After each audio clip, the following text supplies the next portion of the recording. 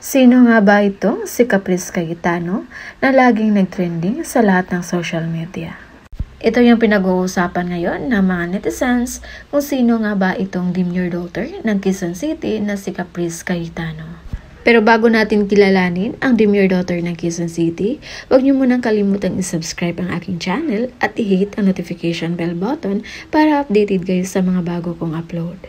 So yun nga guys, si Caprice ay isa sa mga cast ng supernatural drama series na Kambal Karibal bilang Young Griselda in 2017. Marami din siyang mga projects gaya ng Hindi Ko Kayang Iwan Ka, Asawa Ko, Karibal Ko at marami pang iba. Naging commercial model din si Caprice.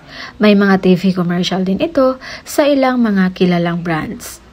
Anak si Caprice sa isang Pilipino chef na si George Mendez. Napakahilig din mag-travel ni Caprice sa ibang bansa.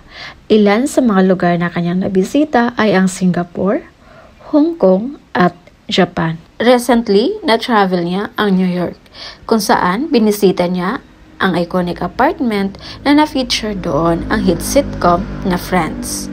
At mapapanood din natin si Caprice sa Cruz vs. Cruz sa afternoon drama ng GMA.